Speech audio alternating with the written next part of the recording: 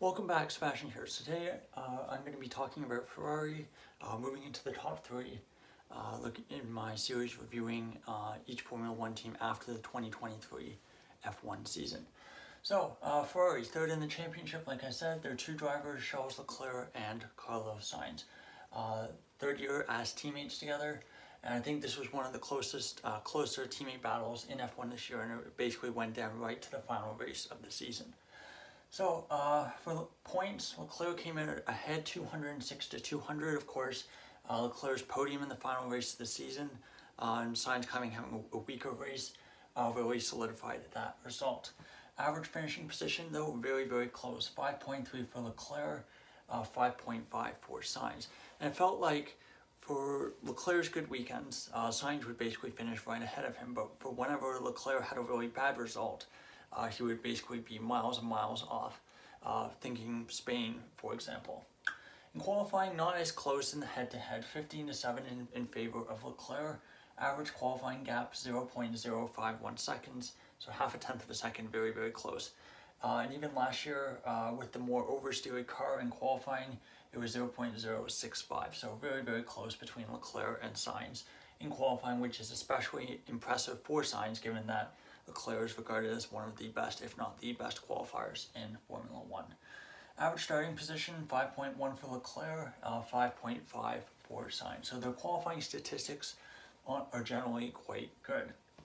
Power rankings, this is a bit of an odd one, I think, compared to the other ones where the disparity between the two drivers in my power rankings is pretty similar to how they would, the disparity in other stats.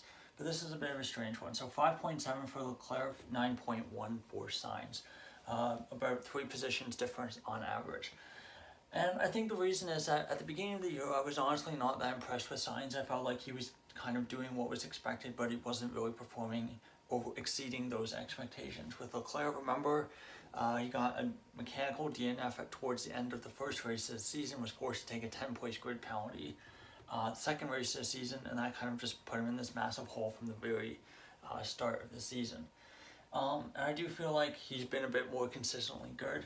I think Sainz towards the second half of the season, especially, I was more impressed with him, especially that 3-race stretch from Italy, basically the two race stretch from Italy to Singapore.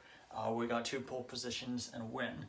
Very, very impressive. But I think Leclerc was definitely felt like he was much more consistent through the season. Now, last 3 stats for the head-to-head: podiums, wins, and poles. So for podiums, 6-3 advantage for Leclerc. Wins, of course, Sainz the only non-Red Bull win this season, and of course, one more win than his teammate Leclerc. For poles, 5-2 in favor of Leclerc. So, just looking at the stats overall, I think both in race and in qualifying trim, with the exception of the win stat, Leclerc generally had the upper hand there, but the margins were quite small. Now, looking at how Ferrari developed through the season, the first 11 races, average qualifying position was 6.0. Second half of the season, 4.7. So 1.3 positions higher. And for the record, that for the second half of the season, they had the best average qualifying position because it takes into account both drivers. So when I do Red Bull in several days' time, you'll see that Perez really drags down Red Bull's score here. For points, similar story, an improvement in the second half of the season, 167 points in the first 11 races, second 11 races, 239. So I really felt like operationally they kind of cleaned up quite a bit in the second half of the season, less mechanical problems, and I felt like they were able to kind of get a better handle of the tires and on the race pace in the second half of the season, especially with the floor update that they brought to Japan. It really helped Leclerc kind of be more at one with the car. Now, looking at Ferrari in the Constructors' last 4 seasons, 2020, of course, absolute disaster of a season. 131.6 in the Constructors, average pole gap 1.183 seconds. Of course, we know that's because they basically were forced to change their engine very late in 2019, effectively almost in 2020, because the FIA deemed that the magic loophole that they had used in 2019 was not fair, it was against the rules, and thus they basically had a very underpowered engine in 2020.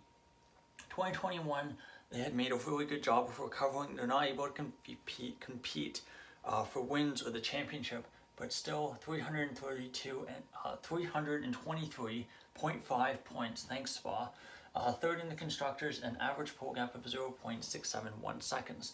So almost cut their deficit to pole in half compared to 2020. So really, really good recovery. And all the talk coming out of that season was that they were doing a really good job. And they were kind of building for the new regulations in 2022, and that they were putting all of their resources there. So 2022 comes around. Of course, they started off the year very, very strongly, about even or even a bit stronger than Red Bull for the first third of the season or so. However, the wheels kind of fell off the bus, as we all know. The technical directive came in at Spa, and their season kind of fell off the rails. But they ended up with 554 points, yes, second in the constructors, and an average pole gap of 0.094 seconds. So very, very strong in qualifying throughout the season.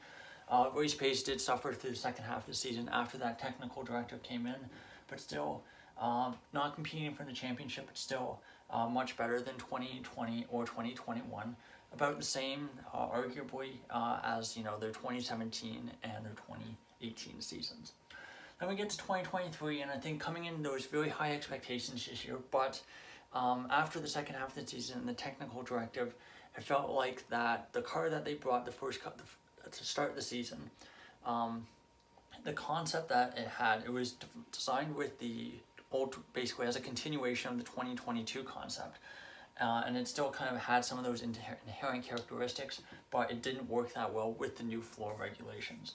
So that's kind of what it felt like, and it felt like they definitely took a step back this year. So 406 points, third in the constructors, of course, falling behind Mercedes.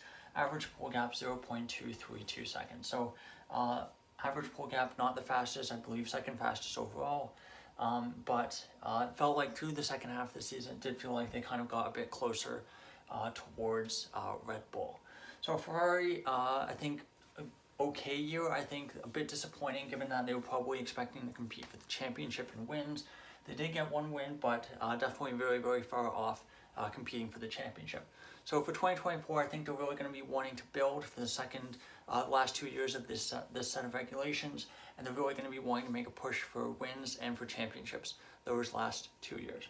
So that's for my review for Ferrari for the 2023 F1 season. Thank you so much for watching, and goodbye.